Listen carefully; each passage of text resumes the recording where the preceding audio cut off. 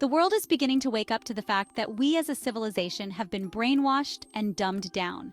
There have been many tactics to do this, but one of the oldest and notorious tactics has been the use of subliminal messages or subliminal programming. They start this brainwashing at a very early age with our children.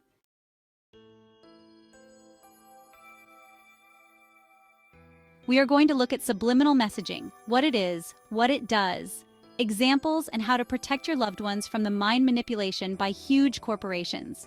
If you are unable to see the messages in these photos, I suggest you pause or rewind to examine the image more closely.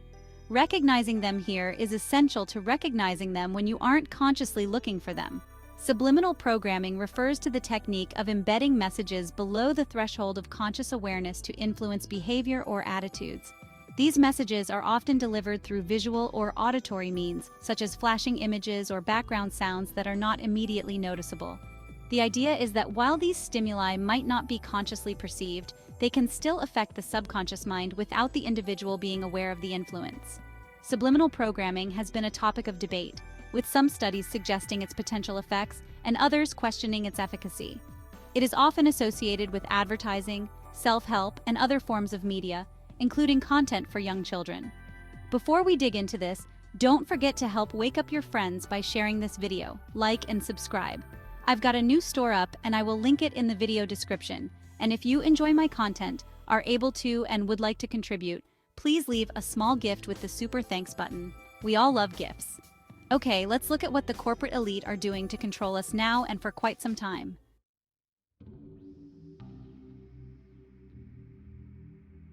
The human mind is a complex piece of celestial machinery. As mentioned, subliminal programming works by delivering stimuli that are below the threshold of conscious perception, yet still accessible to the subconscious mind. The theory behind subliminal programming is that, even though these messages aren't consciously recognized, they can influence thoughts, behaviors, or attitudes by bypassing the critical mind and directly accessing the subconscious. Not all subliminal programming is bad. For instance, we know that it can be a powerful way to create new neuronal pathways, which create new thoughts, behaviors, and pathways. For this reason, subliminal messages can be a powerful tool for manifesting desired changes in our life and is a well-proven method that I use in my healing meditations, but my messages are all audible, and just repeatedly hearing them can bring profound changes to one's body and mind. That is not the subliminal programming that we need to be concerned about, but should embrace. Let's look at the ways that you can program your mind for change. If you aren't sure if it works, check out my video on neuroplasticity, which will be linked at the end.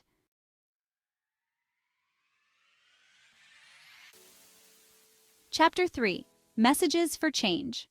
Affirmations and guided meditations are conscious messaging, whereas subliminal programming is a subconscious messaging, which means that you don't know that it's being done to you. Pretty sinister, isn't it? Let's look at these ways that our minds can be influenced to change our thoughts and actions. There are deeper levels of mind control that include torture, intense mental and physical abuse, including forced copulation that has no bounds, but they are outside the scope of this video.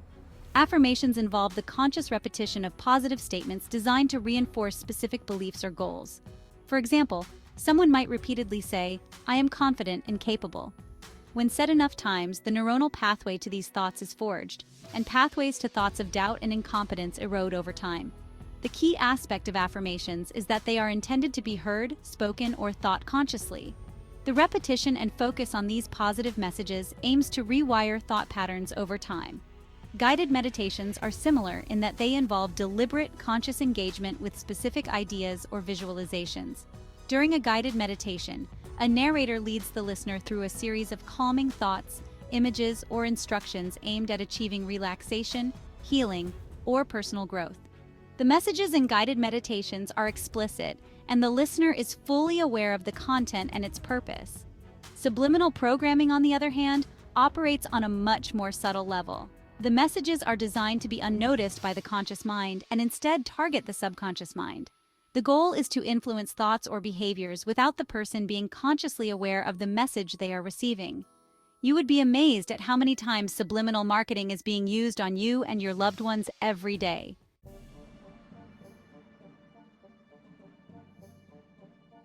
Chapter 4: Identifying Subliminal Programming.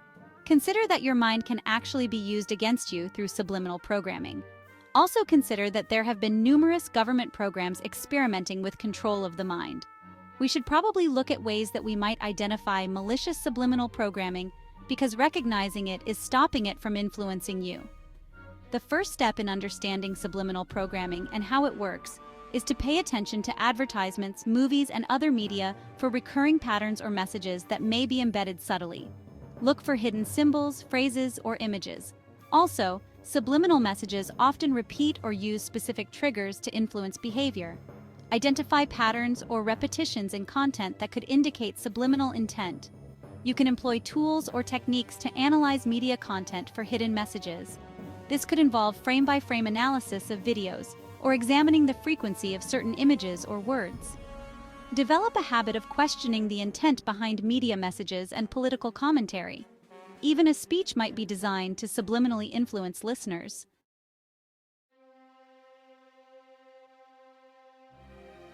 Chapter 5. Subliminal Programming in Children. Our children are the future, and huge corporations and political structures are always looking at the long term. There's no better time to influence them than when their minds are still so subtle and absorb information so easily. One could actually influence their core beliefs and morals to create sociopathic behaviors.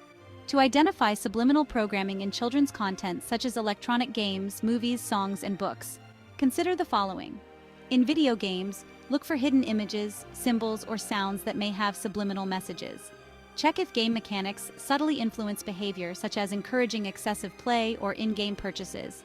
Seek expert reviews and analyses that discuss potential subliminal content. Observe any changes in behavior or preferences that might result from game interactions. In children's movies and cartoons, look for hidden symbols, words, or imagery embedded in scenes and backgrounds. Pay attention to repeated phrases or underlying messages in dialogues that might be unsuitable for your child's age. Search for critiques and analyses specifically focused on mind control or subliminal programming. In songs and nursery rhymes, listen for hidden messages. Pay attention to lyrics for potential subliminal messages or repeated themes. Watch music videos for subtle imagery or symbols. Read online analyses on songs or artists known for identifying subliminal content.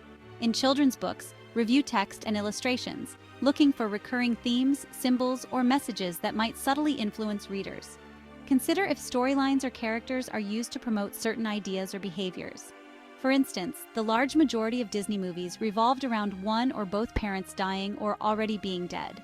This is what your children are seeing that reinforces emotional detachment of children from their parents. There are too many to list, but I will list them all in the description for your review.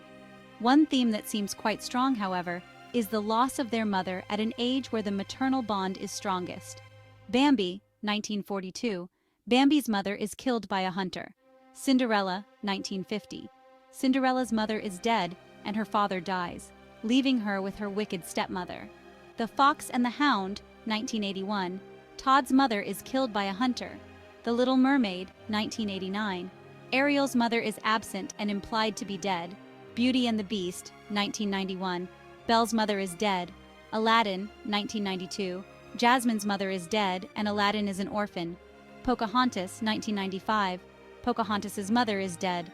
The Hunchback of Notre Dame, 1996. Quasimodo's mother is killed by Judge Frollo. Finding Nemo, 2003. Nemo's mother and most of his siblings are killed by a barracuda. Moana, 2016. Moana's father is alive, but her mother is not featured, and her grandmother dies. The official explanation for the reason that parents are missing in almost all Disney movies at one point is that it adds depth to characters and sets up a journey of growth or self-discovery.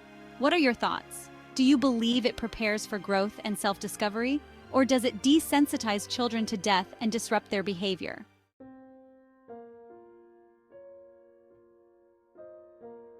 Chapter 6. General Tips. Always note any shifts in attitudes or behaviors of your children, teens, and even yourself and others. Personally, it wouldn't surprise me if the gender dysphoria agenda is being subliminally programmed. Limit your child's time on electronic devices. This will decrease the number of impressions your child would be receiving.